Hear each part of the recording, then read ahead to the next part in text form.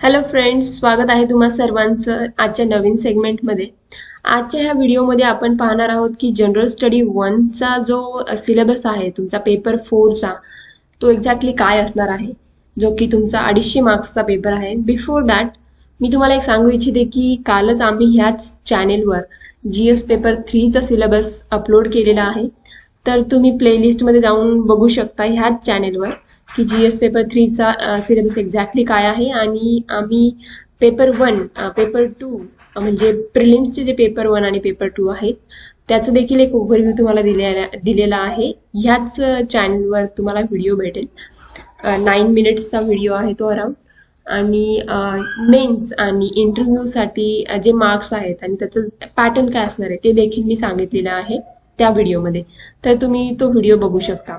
Okay, तर आता start करूयात आपण जनरल स्टडीज 1चा जो पेपर आहे तुमचा MPSC मेन्सचा, त्याच्यामध्ये एक्झॅक्टली काय असणार आहे तर पहा. Indian heritage and culture, history and geography of the world and society with some weightage to Maharashtra. म्हणजे इंडियाची संस्कृती, त्यानंतर इतिहास आणि जिओग्राफी, आणि ह्याच्यामध्येच वर्ल्डचं देखील पार्ट आहे. जिओग्राफी ऑफ वर्ल्ड म्हणजे भूगोल आणि इतिहास. But they have given some weightage to Maharashtra. म्हणजे सिमिलरली पॅटर्न आहे जो की UPSCचा कॉपी केलेला आहे. But they have given some weightage to Maharashtra. Why? कारण हे MPSC आहे, Maharashtra public service commission. Okay, तर तुम्हाला तुमच्या स्टेटचं नॉलेज असणं that's very important when you are going to become an officer in your state.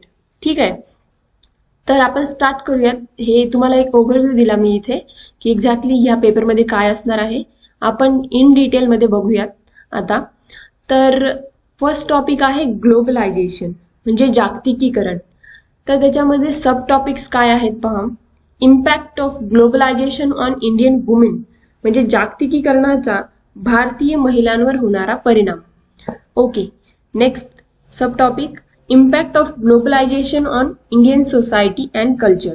जागतिकीकरणाचा समाज आणि संस्कृतीवर म्हणजे भारतीय समाज आणि संस्कृतीवर होणारा परिणाम. Okay, next topic impact of globalisation on Indian economy म्हणजेच जागतिकीकरणाचा भारतीय अर्थव्यवस्थेवर होणारा परिणाम. त्यानंतर सेक्युलरिझम म्हणजे धर्मनिरपेक्षता. बट ही जी धर्मनिरपेक्षता आहे ती वेस्टर्न नेशन्सपेक्षा खूप डिफरंट आहे. म्हणजे इंडियामध्ये जे सेक्युलरिझम आपण मानतो that is very different from western secularism. तर ते कशा प्रकारे डिफरंट असणार आहे ते आम्ही तुम्हाला येणाऱ्या व्हिडिओजमध्ये सांगणार आहोत. ओके, तुमच्या प्रत्येक डाऊट्सचा सोल्युशन आम्ही देणार आहोत. तर तुम्ही जस्ट व्हिडिओला लाईक करा आणि हा व्हिडिओ तुमच्या फेलो ॲस्पिरंट्सपर्यंत, तुमच्या फेलो फ्रेंड्सपर्यंत शेअर करा.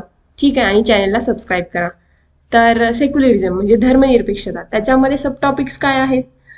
धर्मनिरपेक्षतेची त्याचा संकल्पना आणि एक्झॅक्टली त्याचा मिनिंग काय आहे धर्मनिरपेक्षतेचा. Okay, meaning and concept of secularism. Then धर्मनिरपेक्षतेचे तत्वज्ञान. Next sub topic constitutional provision of secularism म्हणजे धर्मनिरपेक्षतेवर घटनात्मक तरतूद. आपल्या कॉन्स्टिट्यूशनमध्ये, आपल्या घटनेमध्ये, राज्यघटनेमध्ये काय काय तत्व दिलेले आहेत ते देखील तुम्हाला ह्याच्यामध्ये तुमच्या सिलेबसमध्ये आहे. ओके, नेक्स्ट सब टॉपिक आहे views of Gandhi on religion म्हणजे धर्माबद्दल गांधींचे मत. Okay, next sub topic comparison with western model म्हणजे पाश्चात्य मॉडेलची तुलना. मी जसं सांगितलं तुम्हाला की वेस्टर्न मॉडेल खूप डिफरंट आहे सेक्युलरिझमचं दॅन इंडियन मॉडेल. तर त्यांची कंपॅरिझन ते देखील तुमच्या सिलेबसमध्ये आहे. Next is recent developments and judgments म्हणजे अलीकडील घडामोडी आणि निर्णय. ते सुप्रीम कोर्ट्सने, डिफरंट स्टेट्सच्या हायकोर्टने दिलेले जे जजमेंट्स आहेत त्या देखील तुम्हाला रिसेंट अपडेट्स असायला हवेत. म्हणजे करंट अफेअर्सचा पार्ट एक तुम्ही बोलाल. ओके, नेक्स्ट इज कम्युनलिझम म्हणजे सांप्रदायिकता. तर त्याच्यामध्ये काय सब टॉपिक्स आहेत. हिस्ट्री ऑफ कम्युनलिझम इन इंडिया म्हणजे भारतातील जातीयवादाचा इतिहास. त्यानंतर मीनिंग अँड कॉन्सेप्ट ऑफ कम्युनलिझम म्हणजे जातीयवादाचा अर्थ आणि संकल्पना. Okay. Next political parties and communal politics म्हणजे राजकीय पक्ष आणि जातीय राजकारण. त्यानंतर रिसेंट रायट्स म्हणजे अलीकडील दंगली. आपण पाहतो की वेगवेगळ्या डिफरंट स्टेट्समध्ये जे रायट्स होतात बेस्ड ऑन रिलिजन, तर ते देखील तुम्हाला त्याचा अपडेट असणं गरजेचं आहे. Then threat to Indian democracy म्हणजे भारतीय लोकशाहीला या कम्युनलिझमचा जो काही धोका आहे तो देखील तुम्हाला स्टडी करायचा आहे. आणि वे फॉरवर्ड म्हणजे तुम्ही काय काय सोल्युशन्स आणू शकता ह्याच्यामध्ये. ओके. नेक्स्ट इज रिजनलिझम म्हणजे प्रादेशिकवाद. त्यामध्ये आहे सब टॉपिक्स पहा. प्रादेशिकतेचा अर्थ आणि संकल्पना म्हणजे meaning and concept of regionalism and different model of regionalism म्हणजे प्रादेशिकतेचे वेगळे मॉडेल. त्यानंतर demand for the new states like Darjeeling and Vidarbha etcetera म्हणजे नवीन राज्यांची मागणी जसे की दार्जिलिंग, विदर्भ वगैरे. ओके. त्यानंतर case studies of Telangana and Jharkhand आणि पंजाब म्हणजे तेलंगणा झारखंडच्या case studies, Punjab and Telangana Jharkhand. Okay. त्यानंतर positive and negative of regionalism म्हणजे प्रादेशिकतेचे काही पॉझिटिव्ह असतील काही निगेटिव्ह असतील ते तुम्हाला कम्पेअर करायचे आहेत. त्यानंतर स्टेट रिऑर्गनायझेशन सिन्स इंडिपेंडन्स म्हणजे स्वातंत्र्यापासून राज्यांची जी पुनर्रचना झालेली आहे ती देखील तुम्हाला इथे स्टडी करायची आहे. Then next topic is urbanization. Okay. म्हणजे शहरीकरण. आता त्याच्यामध्ये सब टॉपिक्स काय काय आहेत पहा. Meaning and concept and issues of urbanisation in India. Okay. इथे एन नसायला हवा. I just beg you pardon for my mistake. तर पहा म्हणजे भारतीय शहरीकरण आणि शहरीकरणाचा अर्थ, संकल्पना आणि मुद्दे. Okay. Next is stories of growing metropolitan cities like Mumbai, Bangalore and Chennai etcetera. तर म्हणजे भारतीय शहरीकरण, वाढत्या महानगरांच्या कथा जसे मुंबई, बँगलोर आणि Chennai. Okay. Next is population म्हणजे लोकसंख्या. तर त्याच्यामध्ये आहे पॉवर्टी म्हणजे गरिबी, डेमोग्राफिक डिव्हिडंड म्हणजे लोकसंख्या शास्त्रीय लाभांश. Next topic is social issues म्हणजे सामाजिक समस्या. त्याच्यामध्ये काय काय आहेत sub topics very important. Okay. MPSC आणि UPSC दोन्ही देखील ह्या टॉपिकवर एव्हरी इयरला एक ना एक क्वेश्चन्स तर विचारतातच. Okay. So you have to build your understanding on this topic. Okay. Woman empowerment म्हणजे महिला सक्षमीकरण. ठीक आहे. त्यानंतर कास्ट फॅक्टर अँड पॉलिटिक्स म्हणजे जातीचा घटक आणि राजकारण. अँड युनिटी इन डायव्हर्सिटी म्हणजे विविधतेत एकता. Then very importantly modern history. ठीक आहे. मॉडर्न हिस्ट्री म्हणजे काय तर आधुनिक इतिहास. त्याच्यामध्ये काय काय आहे. प्रारंभिक टप्पा म्हणजे early phase from 1773 to 1905. Okay. त्याच्यानंतर गव्हर्नर जनरल्स ऑफ इंडिया. कोणते कोणते गव्हर्नर जनरल्स होऊन गेले like Warren Hastings, Lord Cornwallis, Lord Dalhousie and Lord Curzon. हे इम्पॉर्टंट गव्हर्नर्स आहेत. ओके. तुम्हाला यांचा स्टडी करावाच लागेल. नेक्स्ट इज 1857चा रिव्हॉल्ट म्हणजे रिव्हॉल्ट ऑफ 1857. त्यानंतर काँग्रेसची स्थापना, फॉर्मेशन ऑफ काँग्रेस. देन भारताची सामाजिक आणि आर्थिक स्थिती म्हणजे social and economic condition of India. Then tribal movements म्हणजे आदिवासी चळवळ. कारणे म्हणजे कॉजेस आणि आउटकम्स, परिणाम. Then next topic social reformers म्हणजे समाज सुधारक. ओके. आणि स्पेसिफिकली महाराष्ट्रातील समाज सुधारक. Fine. Next topic modern history आधुनिक इतिहासाचाच टप्पा. बट त्याच्यामध्ये फेज आहे 1905 to 1915. त्यामध्ये काय आहे बघा. पहिलं आहे स्वदेशी चळवळ, Swadeshi movement. Next world war 1 causes and outcomes म्हणजे पहिले महायुद्ध, त्याची कारणे आणि त्याचे परिणाम. Then Morley Minto reforms, Indian council act 1909. ठीक आहे. त्यानंतर Montagu Chelmsford reforms, government of India act 1919. Next topic modern हिस्ट्रीचाच काय आहे. Gandhian phase 1915 to 1942. त्यानंतर त्याच्यामध्ये सबटॉपिक आहे Gandhian principles, ideology and philosophy, म्हणजे गांधीवादी तत्वे, विचारधारा आणि तत्वज्ञान. Okay. Next, movements led by Mahatma Gandhi, like खेडा, चंपारण अँड दांडी, म्हणजे महात्मा गांधींच्या नेतृत्वाखालील चळवळी, खेडासारख्या, चंपारण आणि दांडी मार्च इत्यादी सारख्या. Okay. Next topic, revolutionary terrorism, म्हणजे क्रांतिकारी terrorism. Next is government of India act 1935, भारतीय सरकार कायदा 1935. फाईन. नेक्स्ट फेज कोणती आहे? इंडिपेंडन्सची फेज, स्वातंत्र्याचा टप्पा, मॉडर्न हिस्ट्रीमध्येच. त्याचा सबटॉपिक आहे overview of quit India movement, म्हणजे भारत छोडो आंदोलनाचा आढावा. त्यानंतर causes and outcomes of world war 2, sorry, म्हणजे दुसऱ्या महायुद्धाची कारणे आणि परिणाम. Okay. Next topic is India after independence, म्हणजे भारत स्वातंत्र्यानंतर भारताची काय फेज होती, काय स्टेटस होता.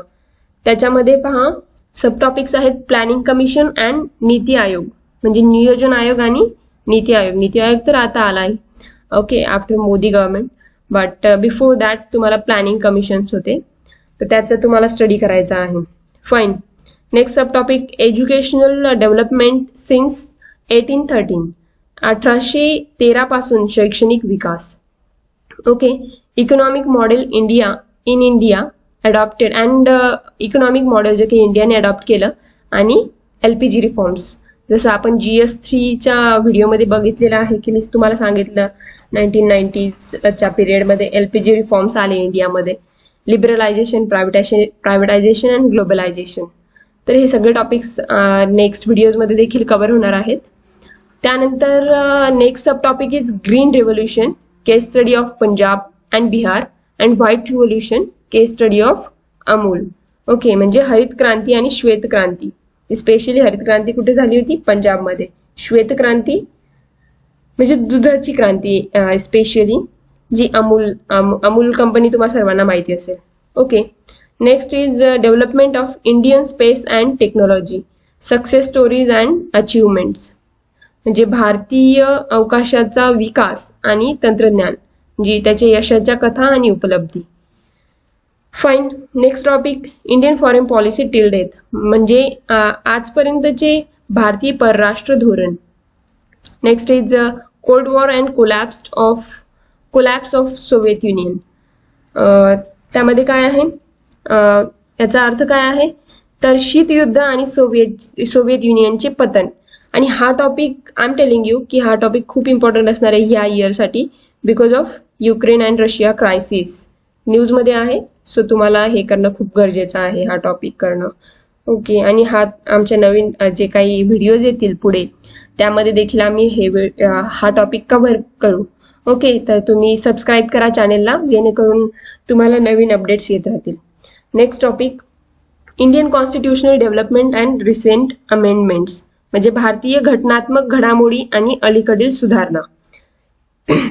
नेक्स्ट टॉपिक, मेन टॉपिक काय आहे, एन्शियंट इंडिया, म्हणजे प्राचीन भारत. त्याच्यामध्ये सब टॉपिक बघा इंडस व्हॅली सिव्हिलायझेशन, म्हणजे सिंधू संस्कृती. Next Vedic literature, Indian philosophies, Buddhism and Jainism. Buddhism आणि जैनिझम MPSC आणि UPSCचा खूप फेवरेट टॉपिक आहे. Okay, it's a hot topic for them. So तुम्ही हा टॉपिक करणं खूप खूप खूप इम्पॉर्टंट आहे, very important. Just write it down in your notebook की हा टॉपिक खूप इम्पॉर्टंट आहे, म्हणजे वैदिक साहित्य, भारतीय तत्वज्ञान, बुद्धिझम आणि जैनिझम. ठीक आहे. Next sub topic Mauryan and Gupta administration, त्यांचं प्रशासन, म्हणजे मौर्याचं आणि गुप्तांचं. Okay. Next is Indian architecture, म्हणजे भारतीय वास्तुकला, त्यामध्ये केव्ज म्हणजे लेणी आणि टेम्पल्स म्हणजे मंदिरे. यादवाज आणि सतवाहनाज त्यांचे डायनास्टीज, म्हणजे यादव आणि सतवाहनचं राजवंश. Okay. Next is medieval history. Medieval history म्हणजे मध्ययुगीन इतिहास, त्यामध्ये Bhakti movement, very very important. Okay, in detail मध्ये तुम्हाला करावं लागणार आहे भक्ती चळवळ. ठीक आहे. नेक्स्ट इज इंडस्ट्रियल रेव्होल्युशन, म्हणजे औद्योगिक क्रांती, त्यानंतर फ्रेंच रिव्होल्युशन, फ्रेंच राज्यक्रांती. Okay, next is Maratha empire and administration, Maratha साम्राज्य आणि प्रशासन.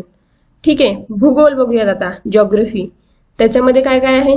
बेसिक्स ऑफ ओशियनोग्राफी आणि क्लायमेटोलॉजी, समुद्रशास्त्र आणि हवामानशास्त्राची मूलभूत माहिती. Okay, next is continental drift theory म्हणजे महाद्वीपीय प्रवाह सिद्धांत. त्यानंतर प्लेट टेक्टॉनिक थिअरी म्हणजे प्लेट टेक्टॉनिकचा सिद्धांत. सी फ्लोअर स्प्रेडिंग, समुद्र मजला पसरवणे. ओके, त्यानंतर ट्रॉपिकल अँड टेम्परेट सायक्लोन्स म्हणजे भूकंप आणि सुनामी देखील आहेत त्याच्यामध्ये. बिफोर दॅट ट्रॉपिकल आणि टेम्परेट सायक्लोन्स म्हणजे उष्णकटिबंधीय आणि टेम्परेट सायक्लोन्स हे सांगितलं मी तुम्हाला, अर्थक्वेक अँड सुनामी. त्यानंतर भूस्खलन आणि हिमस्खलन म्हणजे लँडस्लाइड्स आणि ॲव्हलंचेस. इंडियन रिव्हर सिस्टम, भारतीय नदी प्रणाली. Drainage pattern. त्यानंतर इंटरलिंकिंग ऑफ रिव्हर्स. ओके, नद्या जोडणारे प्रकल्प जे की न्यूजमध्ये होते आता. केन बेतवा प्रोजेक्ट जो तुम्ही न्यूजमध्ये वाचला पण असेल. केन बेतवा रिव्हर्स दोन्हींना इंटरलिंकिंग करण्याचं गव्हर्नमेंटने ठरवलं होतं. त्यानंतर इंटेरियर ऑफ अर्थ म्हणजे पृथ्वीचा आतील भाग. Okay, mineral resources and its impact on society, economy, polity and environment म्हणजे खनिज संसाधने आणि त्याचा परिणाम सोसायटी म्हणजे समाज, अर्थव्यवस्था आणि राजकारण, आणि एन्व्हायरमेंट पर्यावरण. त्यानंतर टुरिझम पर्यटन. देन एन्व्हायरमेंट पर्यावरणाशी रिलेटेड कोणते कोणते सब टॉपिक्स आहेत बघा.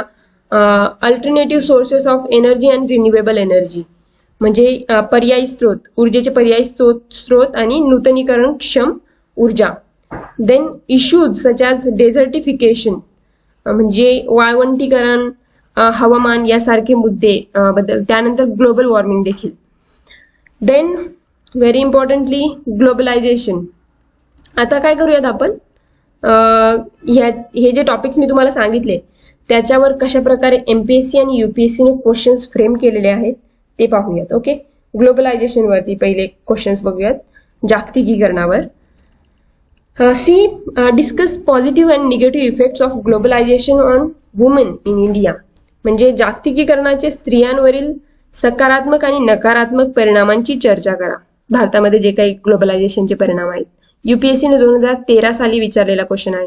तुम्ही बघशाल आता की जसे UPSCने क्वेश्चन्स विचारलेले आहेत ना, त्याच आधारावरती MPSCने देखील क्वेश्चन्स विचारलेले आहेत. सेम तेच क्वेश्चन्स फॉलो केलेले आहेत, बट थोडीशी लँग्वेज चेंज आहे, ते तुम्ही बघाल पुढे. Then next question, to what extent globalization has influence the core of cultural diversity in India म्हणजे जागतिकीकरणाचा सांस्कृतिक गाभ्यावर किती प्रमाणात प्रभाव पडला आहे भारतातील विविधतेमध्ये. हा क्वेश्चन UPSCने 2015 मध्ये विचारलेला आहे. Third question, are we losing our local identity for global identity due to increasing globalisation.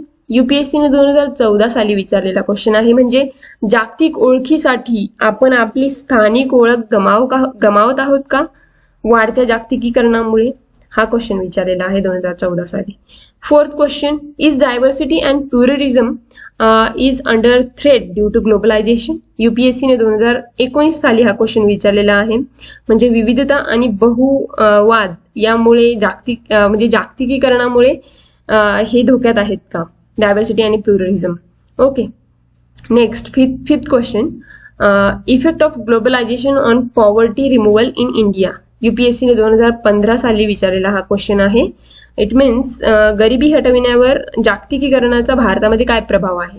Okay, next question, globalisation has brought about a distinct class divide in India instead of ushering in a classless society. Critically examine this argument. UPSCने 2008 साली विचारलेला हा question आहे. म्हणजे जागतिकीकरणामुळे भारतात एक वेगळी वर्ग विभागणी झाली आहे आणि वर्गहीन समाजात प्रवेश करण्याऐवजी हा युक्तिवाद गंभीरपणे तपासा. ठीक आहे, तर हा UPSCने 2008 साली विचारलेला क्वेश्चन आहे. तर तुम्ही बघशाल की MPSCने देखील हे क्वेश्चन्स विचारलेले आहेत 2009 आणि 10 मध्ये. 10 मार्कर क्वेश्चन आहे. MPSCने 2009 मध्ये विचारलेला क्वेश्चन आहे. बट सेम लँग्वेज आहे UPSCची, बट थोडासा डिवेट करून विचारलेला क्वेश्चन आहे. लाईक 7th क्वेश्चन बघा तुम्ही. Globalization is considered as an important element of reform package. Explain 4 parameters of globalization and its impact on Indian economy. Okay, so काय आहे हा क्वेश्चन? 10 मार्कर. जागतिकीकरण हा सुधारणांचा महत्वाचा घटक मानला जातो आणि जागतिकीकरणाचे 4 मापदंड की पॅकेज आणि त्याचे स्पष्टीकरण करा. भारतीय अर्थव्यवस्थेवर होणाऱ्या परिणामांचे स्पष्टीकरण करा, हे या क्वेश्चन मध्ये विचारलेलं आहे. हे क्वेश्चन आम्ही इन डिटेल डिस्कस करूयात. सो तुम्ही काहीही you just don't take any load. Just तुम्ही ह्या चॅनेलला सबस्क्राईब करा आणि तुम्हाला नवनवीन जे अपडेट्स येत राहतील ते फॉलो करत जा. ते काय आम्ही क्वेश्चन्स आन्सर डिस्कस करूयात पुढे. ठीक आहे. 8th क्वेश्चन बघा. Impact of globalisation on Indian agriculture. MPSCने 2009 मध्ये विचारलेला क्वेश्चन आहे. 10 मार्कर. ओके, म्हणजे भारतीय शेतीवर जागतिकीकरणाचा परिणाम. बघा तुम्ही UPSCने देखील हा क्वेश्चन, सेम क्वेश्चन कोणत्या इयरमध्ये विचारलेला होता? Just a second.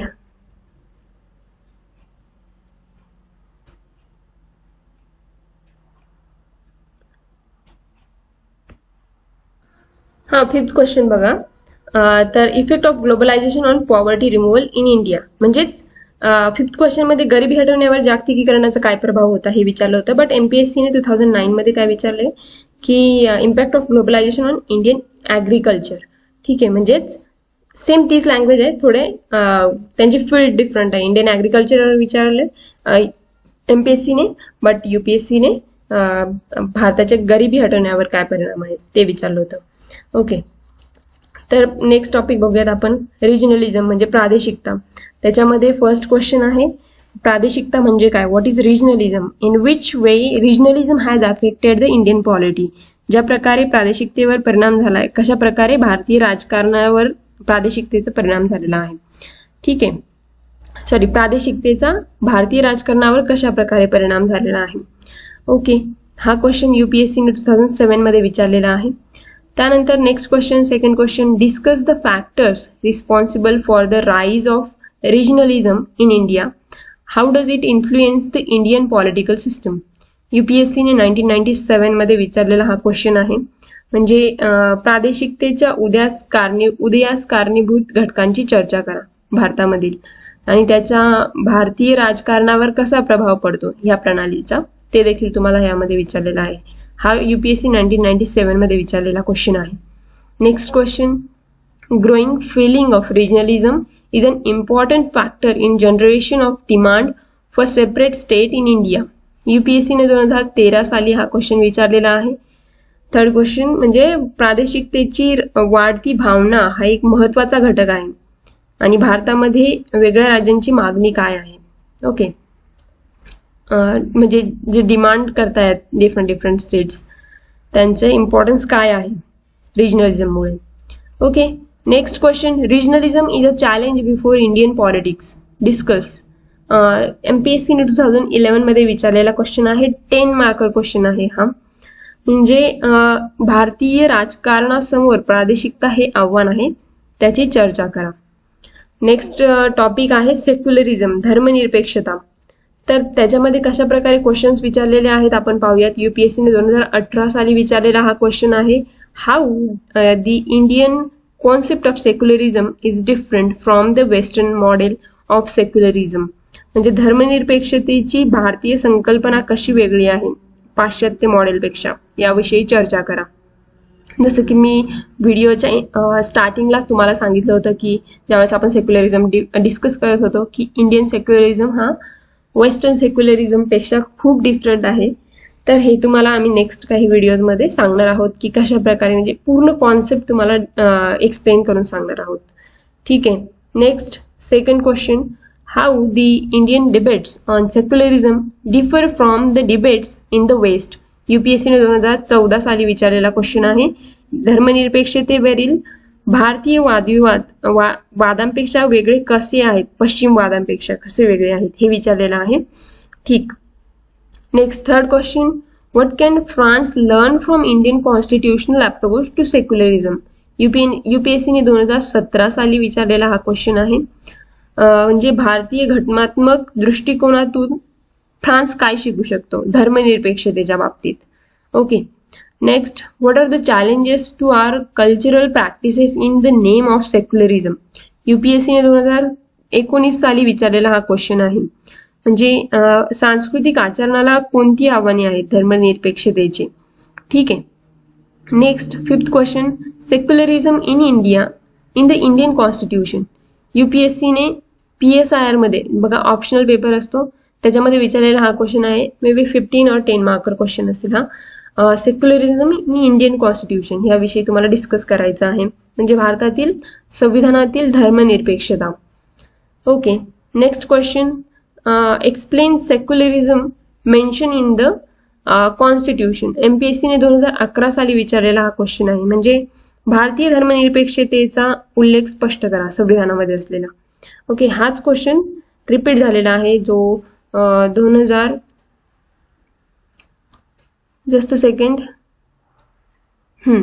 2019 साली. ठीक आहे. पार्डन. जो यूपीएससीने PSIR मध्ये विचारलेला हा क्वेश्चन होता ऑप्शनल मध्ये विचारलेला सेक्युलरिझम इन इंडियन कॉन्स्टिट्यूशन, तोच क्वेश्चन इथे रिपीट झालेला आहे. MPSC मधून देखील explain the secularism mention in the Indian constitution, but थोडी फ्रेम करण्याची क्वेश्चन फ्रेम करण्याची स्टाईल डिफरंट आहे. ओके. अर्बनायझेशन. आता शहरीकरणावरती काय काय क्वेश्चन्स विचारलेले आहेत. First question, examine the nature and causes of growing slum problem in the metropolitan cities of India. यूपीएससीने 2007 साली विचारलेला क्वेश्चन आहे. म्हणजे भारतीय महानगरामध्ये झोपडपट्टीच्या वाढत्या समस्येचे स्वरूप आणि कारणे तपासा. ठीक आहे. Next question, discuss the various social problem which originate out of the speedy process of urbanisation in India. यूपीएससीने 2011 साली विचारलेला हा क्वेश्चन आहे. ज्या विविध सामाजिक समस्यांमधून भारतातील शहरीकरणाची जलद प्रक्रिया जी वाढत आहे त्याबद्दल चर्चा करा. ठीक आहे. Next, the growth of new cities has IT hubs has opened up new avenues of employment but also created new problems. Substantiate this statement. यूपीएससीने 2017 साली विचारलेला हा क्वेश्चन आहे. म्हणजे नवीन शहरांच्या वाढीमुळे IT हब नवीन उघडले आहेत आणि रोजगाराचे मार्ग पण उघडले आहेत, पण नवीन समस्या निर्माण केलेल्या आहेत. तर हे विधान सिद्ध करा. हा यूपीएससीने 2017 साली विचारलेला क्वेश्चन आहे. Okay. Fourth question, what are the main socio-economic implications arising of the development of IT industries in major cities of India? यूपीएससीने 2021 साली विचारलेला क्वेश्चन आहे, ज्याचा अर्थ आहे की मुख्य सामाजिक आर्थिक परिणाम काय आहेत कशाचे भारतातील प्रमुख शहरांमध्ये IT उद्योगांच्या विकासाचे. Okay. Next fifth question, discuss the urban problems of greater Mumbai and metropolitan region in Maharashtra. MPSCने 2009 साली विचारलेला हा क्वेश्चन आहे. आपण बघू शकता की कशा प्रकारे क्वेश्चन्स रिपीट होत आहेत. ओके. यूपीएससीने बघा इथे सांगितलं होतं की examine the nature and causes of growing slum problem in India. त्यानंतर यूपीएससीने 2011 साली social problems originating from urbanisation. त्याचप्रमाणे इथे MPSCने देखील तोच पॅटर्न कॉपी केलेला आहे. आणि काय क्वेश्चन आहे, discuss the urban problems of greater Mumbai and metropolitan region in India, in Maharashtra. तर बृहन्मुंबई आणि महानगराच्या नागरी समस्यांची चर्चा करा महाराष्ट्रातील प्रदेशामध्ये. ठीक आहे. हा क्वेश्चन MPSCने 2009 साली विचारलेला आहे. आता व्हेरी व्हेरी इम्पॉर्टंट टॉपिक की भक्ती मुवमेंट, भक्ती चळवळ. त्याच्यामध्ये क्वेश्चन्स काय काय आहेत पहा. Explain the significance of Bhakti movement in India. यूपीएससीने 1986 मध्ये विचारलेला हा क्वेश्चन आहे. ओके. म्हणजे भारतातील भक्ती चळवळीचे महत्त्व स्पष्ट करा. Then next question, second question, write about Bhakti movement in India. यूपीएससीने 2007 साली विचारलेला हा क्वेश्चन आहे. म्हणजे भारतातील भक्ती चळवळीबद्दल लिहा. पहा कशा प्रकारे तेच क्वेश्चन्स रिपीट होत आहेत की सिग्निफिकन्स ऑफ भक्ती मुवमेंट, त्यानंतर write about Bhakti movement. Same questions आहेत. मे बी चान्सेस आहेत की MPSC देखील हेच क्वेश्चन उचलू शकते या इयरला. Okay. Next third question, Bhakti movement received remarkable reorientation with the advent of Sri Chaitanya Mahaprabhu. Discuss. UPSC ने 2018 साली हा क्वेश्चन विचारलेला आहे. म्हणजे श्री चैतन्य महाप्रभूंच्या आगमनाने भक्ती चळवळीला उल्लेखनीय पुनर्रचना मिळाली, याविषयी चर्चा करा. Okay, next question, fourth question.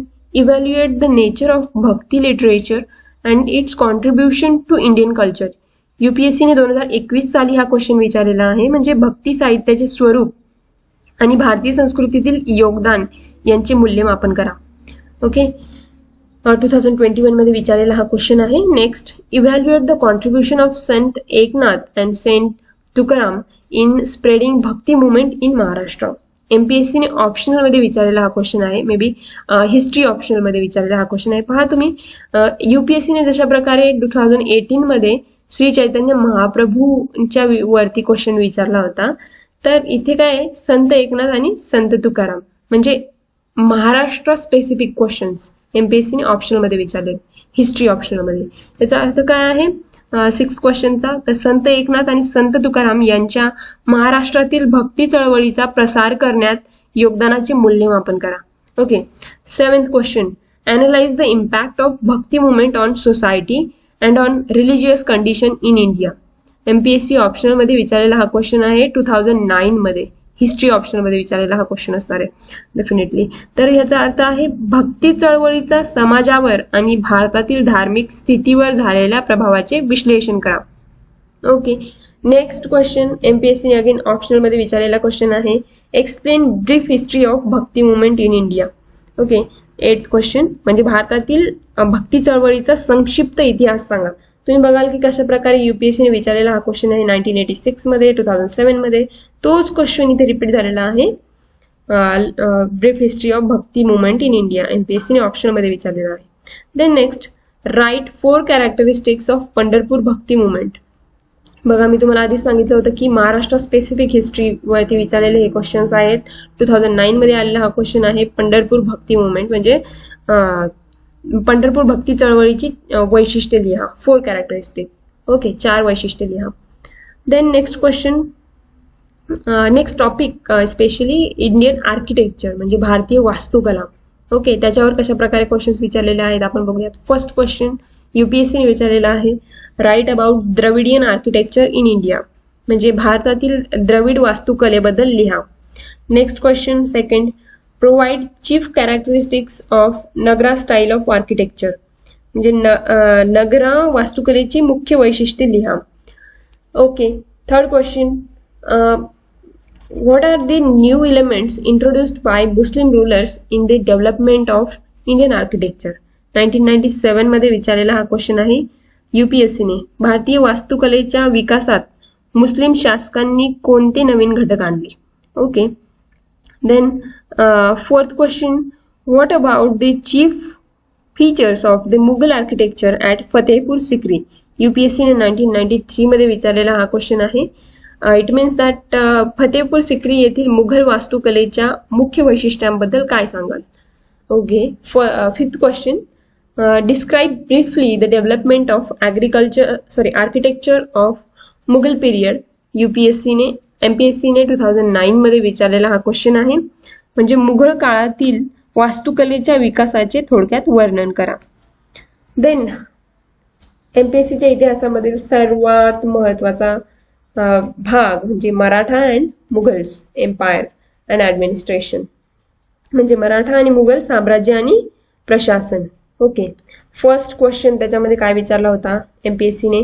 Describe saline features of administrative system of Chhatrapati Shivaji Maharaj म्हणजे छत्रपती शिवाजी महाराजांच्या प्रशासकीय व्यवस्थेची ठळक वैशिष्ट्यांचे वर्णन करा. Okay, second question, what were the causes of decline of Maratha power. MPSC नेच विचारलेला क्वेश्चन आहे. मराठा शक्तीच्या ह्रासाची कारणे कोणती होती. Third question, state the system of Ashtapradhan Mandal under Chhatrapati Shivaji Maharaj. Again MPSC नेच विचारलेला हा क्वेश्चन आहे. तुम्ही बघाल की मराठा एम्पायर खूप इम्पॉर्टंट आहे MPSCच्या सिलेबसमध्ये.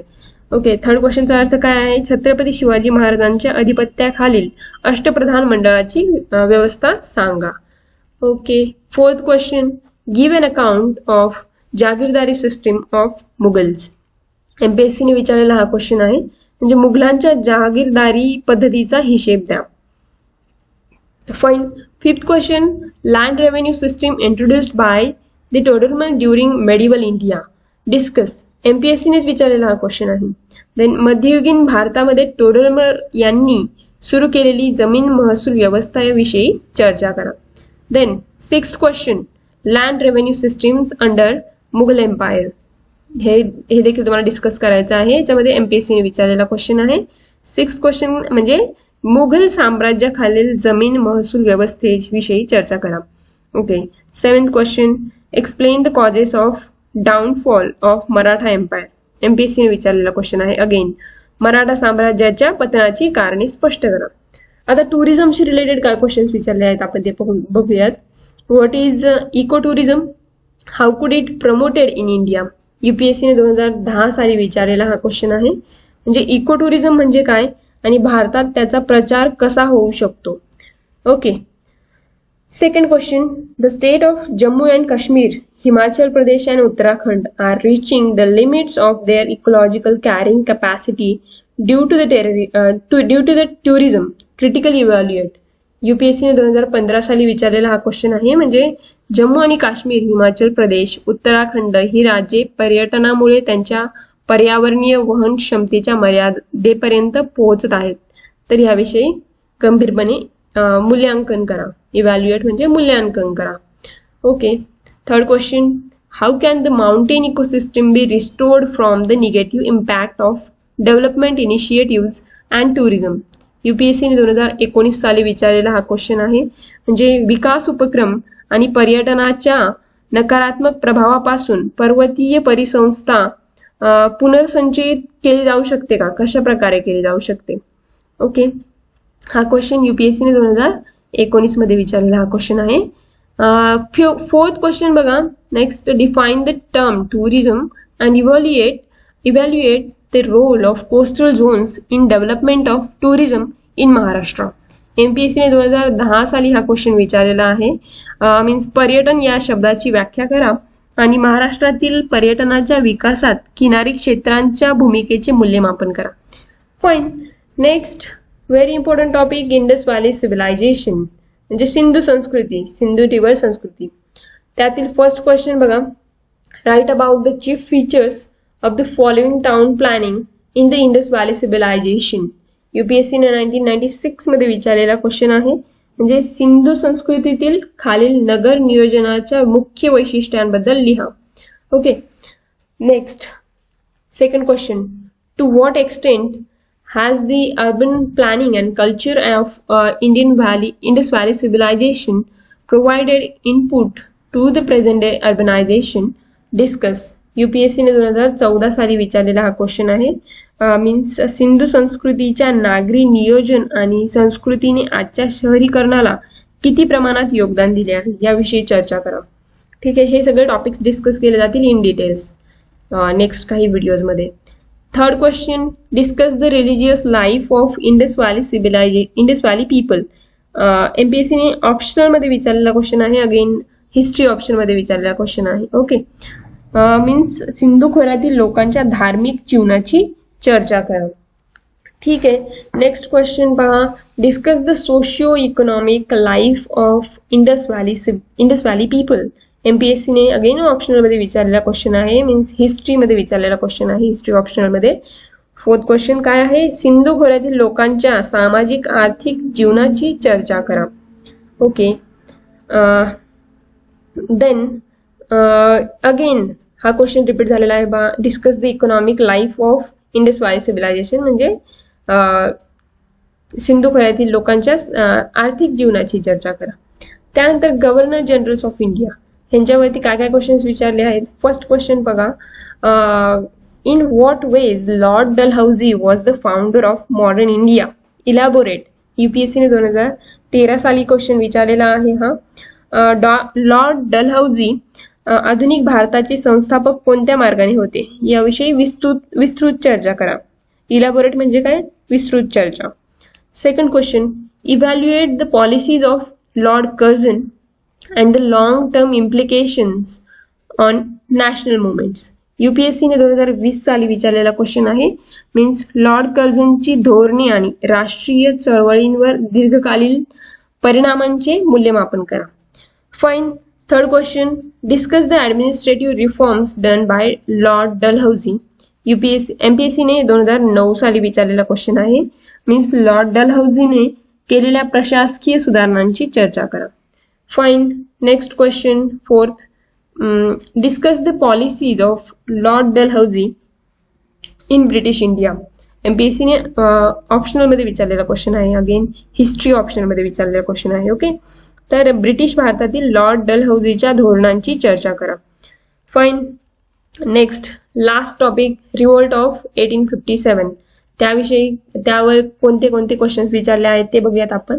UPSC ने 2016 साली विचारलेला क्वेश्चन आहे. Explain how the revolt of 1857 constitutes an important watershed in the evolution of British policies towards colonial India. Okay, means 1857च्या उठावाने औपनिवेशिक भारताप्रती ब्रिटिश धोरणांच्या उत्क्रांतीत महत्वाचा पाणलोट कसा बनवला हे स्पष्ट करायचे आपल्याला. Okay, second question, discuss the nature and revolt of 1857. MPSC ने अगेन हिस्ट्री ऑप्शनल मध्ये विचारलेला हा क्वेश्चन आहे. इट मीन्स निसर्ग आणि विद्रोह 1857ची चर्चा करा. म्हणजे nature and revolt of nature विषयी सांगायचे आपल्याला. 1857चा नेचर काय होतं, त्याच्या रिव्होल्टचं नेचर काय होतं. ओके, इथे नेचर ऑफ असणार आहे. I am so sorry for that. It's not and, it's my typing mistake. Third question बघा, discuss the social and political causes responsible for the revolt of 1857. MPSC ने 2010 मध्ये विचारलेला हा क्वेश्चन आहे. 1857च्या बंडासाठी जबाबदार असलेल्या सामाजिक आणि राजकीय कारणांची चर्चा करा. ओके, फोर्थ क्वेश्चन, 1857च्या बंडासाठी म्हणजे discuss the military and immediate causes responsible for revolt of 1857. Again MPSC ने हिस्ट्री ऑप्शनमध्ये विचारलेला क्वेश्चन आहे. मीन्स 1857च्या बंडासाठी जबाबदार असलेल्या लष्करी आणि तात्काळ कारणांची चर्चा करा. ऑप्शनमध्ये विचारलेला हा क्वेश्चन आहे. सो आय होप की तुम्हाला हा व्हिडिओ नक्कीच आवडलेला असेल. जर तुम्ही एंडपर्यंत हा व्हिडिओ बघितला असेल तर you are a serious aspirant and I am damn sure की युअर सिलेक्शन इज फायनल. तुमचं सिलेक्शन होणारच आहे. आणि ह्या चॅनलला सबस्क्राईब करा जेणेकरून तुम्हाला नवनवीन अपडेट्स येत जातील. Okay, and thank you so much for watching. तुमच्या फ्रेंड्सपर्यंत देखील हा व्हिडिओ शेअर करा. थँक्यू.